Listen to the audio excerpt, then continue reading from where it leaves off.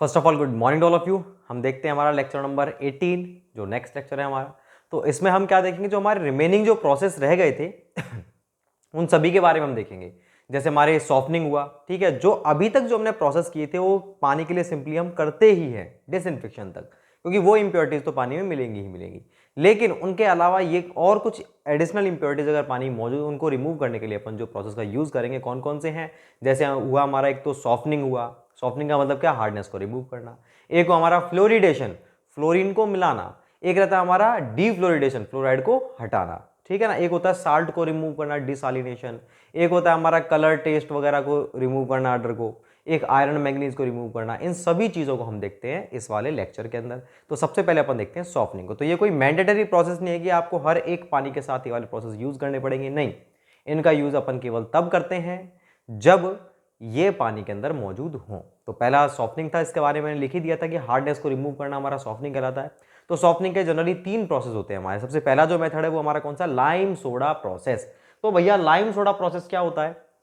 इस प्रोसेस में अपन क्या करते हैं, पानी के अंदर हमने लाइम और सोडा को डाल दिया। हमको मालूम है हार्डनेस किसके कारण हो रही है, कैल्शियम और मैग्नीशियम। मैक्सिमम जो हार्डनेस होती है कैल्शियम मैग्नीशियम कारण होती है। और वैसे किसके कारण होती है हमारी हार्डनेस, मल्टीवेलेंट कैटायन, मतलब बहुबंधीय धनायन के कारण, जिनमें कैल्शियम मैग्नीशियम प्रमुख होते हैं। तो कैल्शियम और मैग्नीशियम जब जुड़ता है हमारे कार्बोनेट और बाइकार्बोनेट से, तब तो वो कहलाती है हमारी टेम्पोररी हार्डनेस या फिर कार्बोनेट हार्डनेस। और दूसरी कौन सी होती है हमारी, जब कैल्शियम और मैग्नीशियम किससे जुड़ जाए, सल्फेट, नाइट्रेट या क्लोराइड से, तो जो हमारी हार्डनेस प्राप्त होगी उसे बोलेंगे हम परमानेंट हार्डनेस, ठीक है ना, या फिर नॉन कार्बोनेट हार्डनेस। तो टेम्पोररी को तो अपन रिमूव कर ही देते हैं बॉइलिंग करके, लेकिन परमानेंट को कैसे रिमूव करें? तो परमानेंट को रिमूव करने के लिए सबसे पहला प्रोसेस हमारा लाइम सोडा प्रोसेस। इसमें अपन क्या करते हैं, पानी में लाइम को डालते हैं और सोडा को डालते हैं।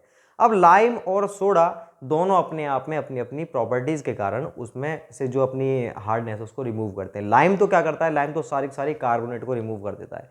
रिमूव का मतलब वो रिमूव नहीं कर पाते हैं। लाइम जो होता है ना, लाइम COH को होल ट्वाइस, वो क्या करता है अपना Ca और जो बाकी चीजें हैं उसके अंदर CaCO3 CaSCO3 का होल ट्वाइस, उससे क्रिया करके क्या बनाता है, CaCO3, कैल्शियम कार्बोनेट। और कैल्शियम कार्बोनेट आप जानते हो क्या होता है, चूने का पत्थर होता है ना, वो होता है। तो जैसे ही आपने लाइम और सोडा को डाला तो लाइम ने कार्बोनेट से क्रिया करके क्या बनाया, कैल्शियम कार्बोनेट, और पत्थर बन गया, नीचे बैठ गया। नीचे बैठ गया तो पानी से तो रिमूव हो ही गया ना, वो बैठे हुए को तो अपन हटा देंगे। तो क्या करता है भाई लाइम, लाइम जो होता है कार्बोनेट हार्डनेस को रिमूव करता है। और साथ ही क्या करता है, मैग्नीशियम की जो नॉन कार्बोनेट हार्डनेस है, मैग्नीशियम की नॉन कार्बोनेट कौन सी होगी, एक तो ये हमारी मैग्नीशियम सल्फेट, मैग्नीशियम नाइट्रेट और दूसरी मैग्नीशियम क्लोराइड। इनकी जो इन तीनों को क्या करता है, वो हमारी किस में कन्वर्ट कर देता है, नॉन कार्बन हार्डनेस, कैल्शियम की नॉन कार्बन हार्डनेस में रिमूव कर देता है। तो एक तो लाइम ने क्या किया, कार्बोनेट को हटा दिया, और दूसरा जो मैग्नीशियम की जितने भी थी हमारी Cl और NO3 SO4 उसको कन्वर्ट कर दिया कैल्शियम की CaCl CaNO3 CaSO4, इसमें कन्वर्ट कर दिया, इसको कन्वर्ट कर दिया इसमें। अब जो आपकी हार्डनेस रह गई केवल कैल्शियम नॉन कार्बोनेट हार्डनेस रह चुकी है पानी में, उसको कैसे रिमूव करें, उसको रिमूव करने के लिए अपना सोडा काम में आता है। सोडा जो है वो जुड़ जाता है Cl से, क्लोराइड से, NO3 से और SO4 से, इन तीनों से जुड़ जाएगा। तो सोडा क्या होता है, NaCO3। तो जब ये से जुड़ेगा सोडा, तो सोडियम के साथ ये कार्बोनेट जुड़ चुका है, तो सोडियम कार्बोनेट कोई हार्डनेस होती है क्या, नहीं। तो ये इस तरह से अपनी हार्डनेस रिमूव होती है। तो मोटा मोटा अगर मैं देखूँ, लाइम तो करता है कार्बोनेट को अलग, और जो हमारा सोडा होता है वो नॉन कार्बोनेट को रिमूव कर देता है। इस तरह से हमारी टोटल हार्डनेस रिमूव हो जाती है। अब ये जो मेथड है ना हमारा, ये मेथड हमारा, इसमें दिक्कत कहाँ आ रही है, इस मेथड में ये दिक्कत आ रही है कि इससे जो अब मैंने बताया रिमूव होने का मतलब क्या, पानी में नीचे बैठ जाएंगे वो, जुड़ करके लाइम और सोडा जो है कार्बन नॉन कार्बन जुड़ करके क्या है, पत्थर बन जाएंगे, नीचे बैठ जाएंगे।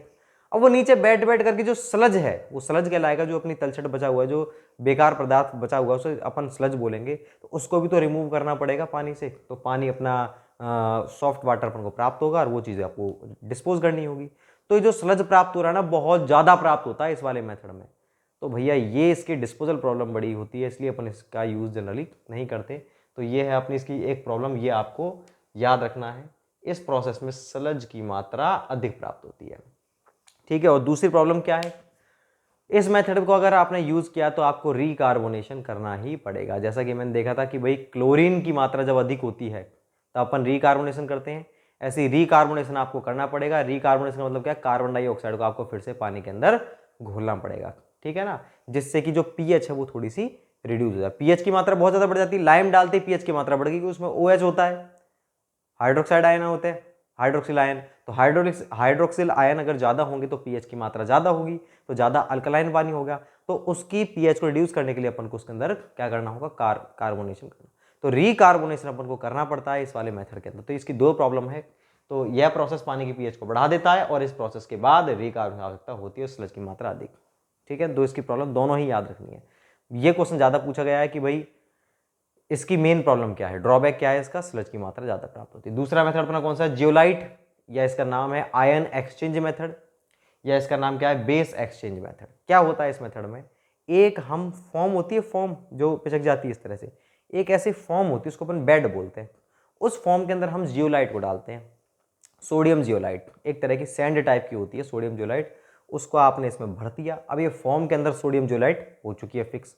अब इस फॉर्म के ऊपर से आप पानी को डालोगे, हार्ड वाटर को, तो हार्ड वाटर में जो भी हमारे कैल्शियम मैग्नीशियम के कारण हो रही है हार्डनेस, कैल्शियम मैग्नीशियम जिससे भी जुड़ा हुआ है ना, कैल्शियम जुड़ा हुआ है कार्बोनेट, नॉन कार्बोनेट या क्लोराइड, सल्फेट, नाइट्रेट, किसी से भी जुड़ा हुआ है, तो क्या होगा, बेड में क्या है, सोडियम का जियोलाइट, ऊपर क्या है, कैल्शियम के कार्बोनेट या नॉन कार्बोनेट, ठीक है। तो जैसे ही पानी गुजरेगा तो कैल्शियम और मैग्नीशियम जो है ना वो तो जुड़ जाएंगे बेड के अंदर जियोलाइट से, तो बेड में तो क्या बन गया, कैल्शियम जियोलाइट और मैग्नीशियम जियोलाइट। क्लियर है कि नहीं। और जो बेड में क्या था एक्चुअल में, सोडियम जियोलाइट था, तो सोडियम जियोलाइट अलग अलग हो गया, जियोलाइट से जुड़ गया कैल्शियम मैग्नीशियम, और सोडियम से क्या जुड़ गया, जो बाकी चीजें आ रही थी ना, carbonate, bicarbonate, chloride, sulphate, nitrate, ये सारे सारे कंपाउंड जुड़ गए हमारे सोडियम से, और सोडियम से जुड़ करके पानी के साथ नीचे निकल गए। तो अब पानी के अंदर अगर सोडियम कार्बोनेट है, सोडियम क्लोराइड, तो हार्डनेस है क्या, बिल्कुल नहीं। सोडियम के कारण हार्डनेस होती नहीं, क्योंकि सोडियम मल्टीवैलेंट कैटायन है ही नहीं, वो केवल कैटायन है, केवल धनायन है, लेकिन मल्टीवैलेंट नहीं है।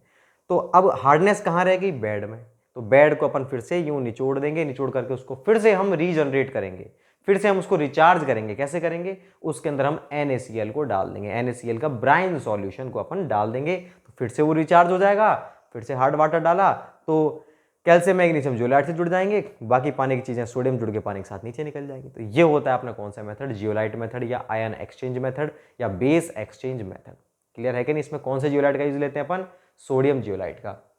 तो इस मेथड में पानी को सोडियम जियोलाइट के बेड से गुजारा जाता है, जिससे पानी में उपस्थित कैल्शियम मैग्नीशियम बेड में ही रुक गए, जियोलाइट के साथ जुड़ गए, और पानी में मौजूद नाइट्रेट, सल्फेट व क्लोराइड सोडियम से क्रिया करके पानी के साथ निकल जाते हैं, नीचे निकल गए, और हार्डनेस रिमूव हो जाती है। हार्डनेस रिमूव हो गई, क्या रिएक्शन बनेगी, देखो, NaZ का मतलब है सोडियम जियोलाइट, और ये पानी के साथ आ रहा है कैल्शियम मैग्नीशियम की ये जो हार्डनेस है NO3Cl- ये, तो क्या होगा, देखो जेड तो जुड़ जाएगा कैल्शियम मैग्नीशियम से, सोडियम जुड़ जाएगा इससे, क्या बना, कैल्शियम मैग्नीशियम जेड, कैल्शियम और मैग्नीशियम का तो जेड बन गया, जेड का मतलब जियोलाइट, और बाकी जो सोडियम था ये इन चीजों से जुड़ गया, सोडियम सल्फेट, ये पानी के साथ, तो पानी के साथ निकल गया, तो हार्डनेस रिमूव हो गई ना भाई। अगर हार्डनेस किसके कारण होती है, इन दोनों के कारण, तो ये तो बेड में रुक गया, इनसाइड बेड, और ये हार्डनेस रिमूव हो चुकी है। ये इसकी अपनी कंप्लीट प्रोसेस था।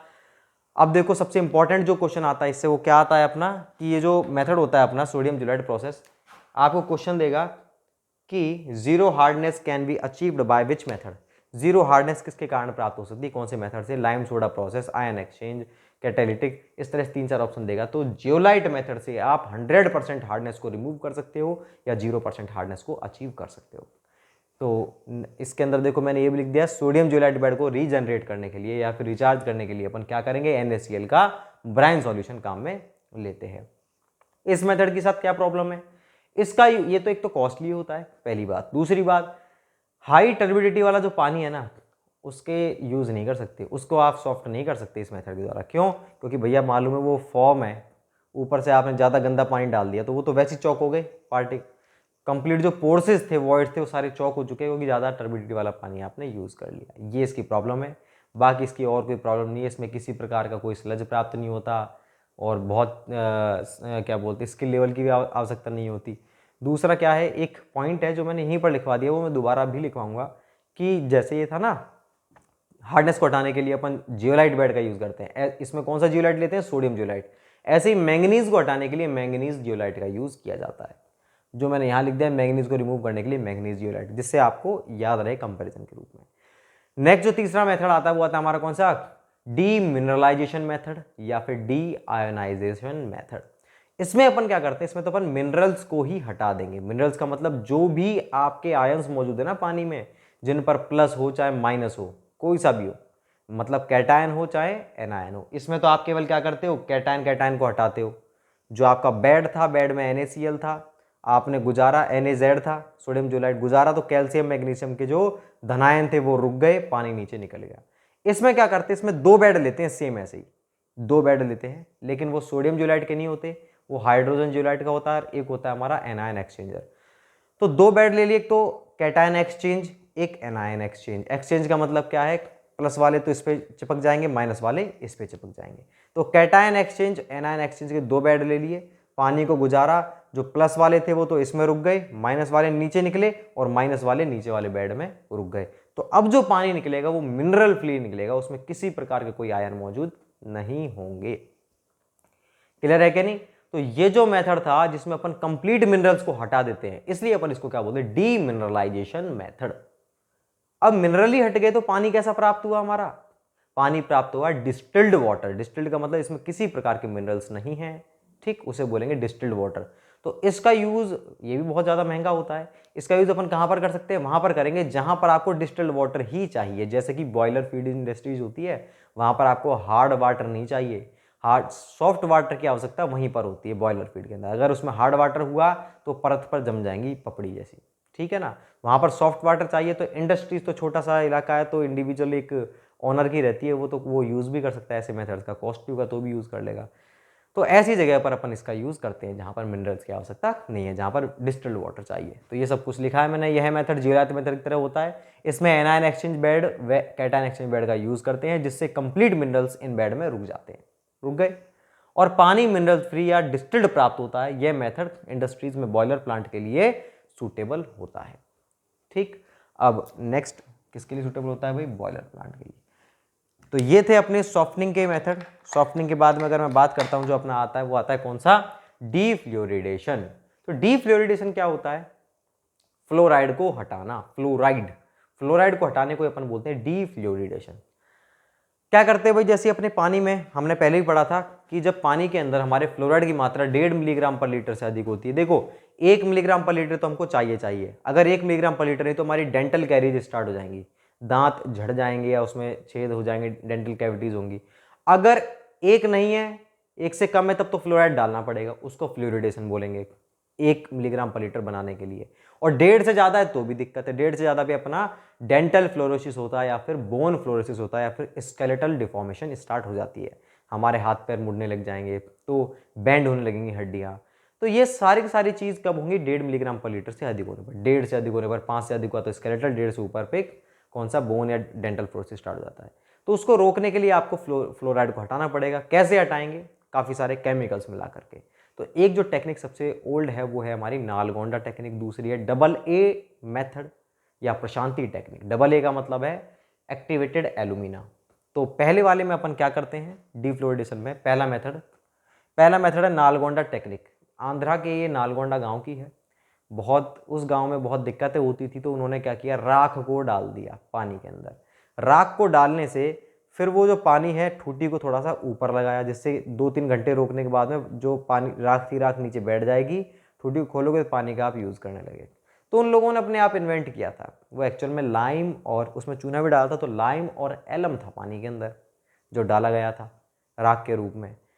तो लाइम और एलम को अपन दोनों को मिक्स करके डालते हैं इसमें, पानी में एलम व लाइम को डालकर 10 मिनट तक घोलते हैं, ठीक। उसके बाद 1 घंटे के लिए, कम से कम 1 घंटे के लिए पानी को रखेंगे अपन स्थिर, क्योंकि भाई घोला है तभी आप यूज़ करने लगे तो लाइम एलम आपके पानी में आने लगेगी, तो उनको बैठने के लिए, सेटलमेंट के लिए अपन थोड़ा टाइम देंगे, तो मिनिमम 1 घंटे देते हैं। जैसे ही बैठ गया तो वो लाइम और एलम जो है फ्लोराइड से क्लियर करके उसको नीचे बिठा देता है और स्वच्छ पानी अपन को प्राप्त होता है। 1 घंटे तक रखा जाता है, जिससे फ्लोराइड प्रेसिपिटेट के रूप में सेटल हो जाता है और शुद्ध पानी अपन को प्राप्त हो जाता है। ये था पहला मेथड। दूसरा ही मैं लिखता हूँ, तो देखो डीफ्लोरिडेशन क्या है, पानी में फ्लोराइड की मात्रा 1.5 मिलीग्राम पर लीटर से अधिक होने पर ये टीथ व बोन को नुकसान पहुंचाता है। इससे कुछ केमिकल मिलाकर फ्लोराइड को पानी से रिमूव किया जाता है, जिसे डीफ्लोरेशन कहते हैं। तो कौन कौन से केमिकल है, पहला तो मैंने बता दी टेक्निक, दूसरी मैं लिखता हूं, आप इसको नोट डाउन करें।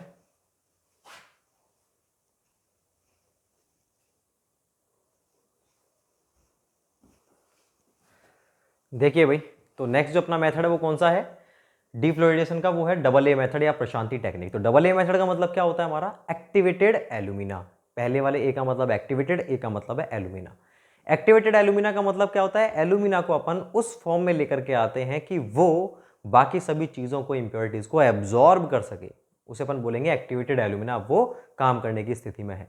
तो अपन क्या करते हैं, एक्टिवेटेड एल्यूमिना को, जैसे हमने पिछले वाले मेथड में एलम और लाइम को डाला था ना पानी में, ऐसी एक्टिवेटेड एल्यूमिना को डाल देते हैं। वो क्या करता है, फ्लोराइड से क्रिया करके उसको नीचे बिठा देगा। नीचे बिठा देगा तो फ्लोराइड रिमूव। अब जो बैठा हुआ हमारा स्लज उसको हम वैसे हटा देते हैं। क्लियर है कि नहीं। तो ये अपना कौन सा मेथड होता है, AA मेथड या प्रशांति टेक्निक। तो आपको डायरेक्टली नाम देकर के पूछे कि नालगोंडा टेक्निक से क्या किया जाता है, तो फ्लोराइड को रिमूव करते हैं। ध्यान से देखना, आप उसमें फ्लोरिडेशन भी लिख रहा होगा, डीफ्लोरिडेशन भी लिख रहा होगा, तो इसमें क्या आएगा, डीफ्लोरिडेशन। ठीक। और भी काफी सारे केमिकल्स का यूज करते हैं अपन, इसको यूज ना करके, जैसे कि एक्सेस लाइम का भी यूज करते हैं अपन। एक्टिवेटेड एल्यूमिना की जगह आप एक्टिवेटेड कार्बन, एक्टिवेटेड बॉक्साइट, ठीक है, या फिर बोन चारकोल, इनका भी अपन यूज कर सकते हैं। लेकिन इन सभी केमिकल्स में से activated alumina is more effective. ठीक। तो ये है अपना, वो मैंने लिख दिया है इसको। इस मेथड में पानी में एक्टिवेटेड एल्यूमिना को मिलाते हैं, जो फ्लोराइड को प्रेसिपिटेट के रूप में सेटल कर देता है। ठीक। एक्टिवेटेड एल्यूमिना के स्थान पर एक्टिवेटेड बॉक्साइट, बोन चारकोल व एक्टिवेटेड कार्बन का यूज भी किया जाता है, लेकिन ये कम इफेक्टिव होते हैं। ठीक है ना। और कौन से मेथड आते हैं हमारे, वो था डीफ्लोरिडेशन, नेक्स्ट आता है फ्लोरिडेशन। तो ये हमारे क्या है, मैंडेटरी मेथड नहीं है। अगर पानी में फ्लोराइड की मात्रा 1 मिलीग्राम पर लीटर नहीं है तो डेंटल कैरीज, मतलब दांतों की ग्रोथ नहीं होगी। हो सकता है ये पीले पड़ने लग जाए, हो सकता है ये खोखले होने लग जाए, ठीक, कैविटीज होने लग जाए। तो ये सारी प्रॉब्लम्स कब होती हैं, जब फ्लोराइड की मात्रा नहीं होती पानी में 1 मिलीग्राम पर लीटर से, 1 मिलीग्राम पर लीटर तक नहीं होती है। तो अगर 1 मिलीग्राम पर लीटर से कम पानी है ना, तो भी दिक्कत है। तो फ्लोराइड हमको मिलाना पड़ेगा। कैसे मिलाएंगे, केमिकल डाल करके, जैसे सोडियम फ्लोराइड NaF। अगर आपने पानी में सोडियम फ्लोराइड डाल दिया तो सोडियम से कोई दिक्कत है नहीं, F अपन को मिल चुका है। दूसरा कौन सा है, सोडियम सिलिको फ्लोराइड Na2SiF6। और तीसरा कौन सा, हाइड्रोफ्लोरोसिलिशियस एसिड H2SiF6। ऐसे केमिकल्स को डालेंगे तो पानी में फ्लोराइड अपने आप मिल जाएगा। ये होता है प्रोसेस हमारा कौन सा, फ्लोरिडेशन। तो आप देखते हैं एक बार, फ्लोराइड की मात्रा 1 मिलीग्राम पर लीटर से कम होने पर डेंटल कैरीज होती हैं, जिसके लिए पानी में फ्लोराइड को मिलाया जाता है, जिसे फ्लोरिडेशन कहते हैं। इसमें निम्न केमिकल का यूज करते हैं। क्लियर है क्या नहीं। नेक्स्ट ट्रीटमेंट कौन सा आता है हमारा, डीसालिनेशन। पानी में सॉल्ट्स की मात्रा ज़्यादा है, खारा लग रहा है, क्लोराइड ज़्यादा है, ठीक है, और कोई सॉल्ट्स ज़्यादा है, तो खारा लगने लग रहा है हमें, गले को लग रहा है पानी, तो उसको हम किस तरह से हम डिसालिनेशन करेंगे, कैसे हम सॉल्ट्स को रिमूव करेंगे। तो सॉल्ट्स को रिमूव करना ही डिसालिनेशन कहलाता है। 3-4 इसके मेथड होते हैं। एक तो होता है हमारा फ्रीजिंग, बॉइलिंग और रिवर्स ऑस्मोसिस और इलेक्ट्रोडायलिसिस।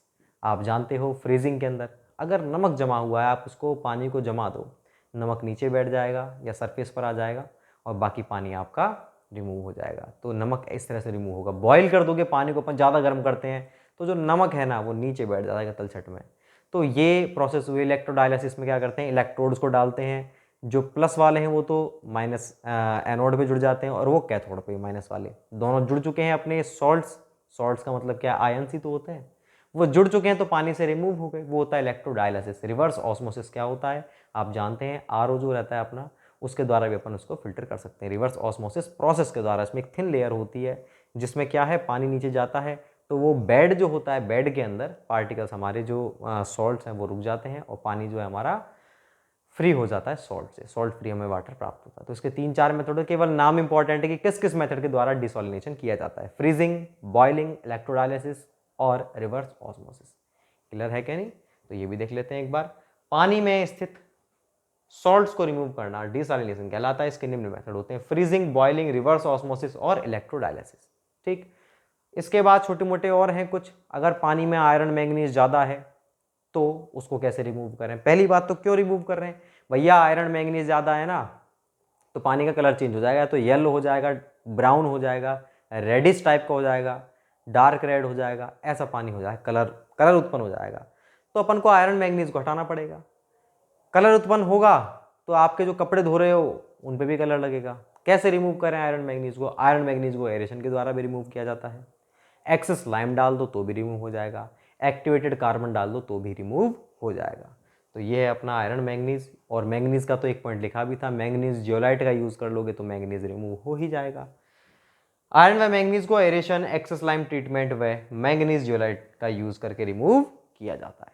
क्लियर है कि नहीं? तो मैंगनीज जियोलाइट के द्वारा किसको रिमूव करते हैं अपन? बताइए, हार्डनेस को या फिर मैंगनीज को? केवल मैंगनीज को, हार्डनेस को रिमूव नहीं करते। हार्डनेस को रिमूव करने के लिए सोडियम जियोलाइट का यूज़ किया जाता है। Next, removal of taste, odour and colour. अगर पानी में टेस्ट बिटर आ रहा है, कड़वा आ रहा है, बदबू आ रही है, या उसमें कलर अपन को दिख रहा है, तो अपन कैसे रिमूव करेंगे?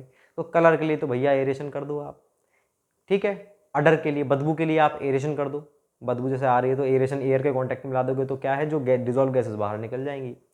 और क्या करते हैं इसके लिए अपन? देखिए, टेस्ट, अडर व कलर को रिमूव करने के लिए सामान्यतः एक्टिवेटेड कार्बन का यूज करते हैं। एक्टिवेटेड कार्बन ऐसी फॉर्म होती है, राख की तरह होता है मान लीजिए, उसको अपन पानी में डाल देते हैं और वो क्या करता है, पानी में जितनी भी इंप्योरिटीज है ना, उसके पास इतनी ज़्यादा स्ट्रॉन्ग कैपेसिटी होती है कि वो सभी इंप्योरिटीज को एब्जॉर्ब कर लेता है। कौन? Activated carbon. आप राख समझिए अपने माइंड में, राख को डाला, वो कार्बन क्या करेगा, सारी इंप्योरिटीज। देखते हैं ना अपन कि भाई आप इसमें चारकोल, इन सब का यूज़ करते हैं, आप फेस मास्क लगाते हो या फेस पैक होता है, जो भी आप फेस वॉश करते हैं, तो उसमें एक्टिवेटेड कार्बन ये वर्ड आपने देखा होगा। कोई भी जो भी कॉस्मेटिक कंपनीज होती हैं तो उन सब के पे आता है, गार्नियर का हुआ या मेंस के लिए जो भी रहता है, उन सब पे आता है ना, एक्टिवेटेड कार्बन का है ये एक्टिवेटेड कार्बन थेरेपी। तो क्या होता है वो क्या करता है? एक्टिवेटेड कार्बन ऐसा एलिमेंट होता है कि वो क्या करता है, सभी इंप्योरिटीज को एब्जॉर्ब कर लेता है। तो हमारे चेहरे पे लगाते हैं तो चेहरे में भी जो पोर्सेज में जो गंदगी है ना,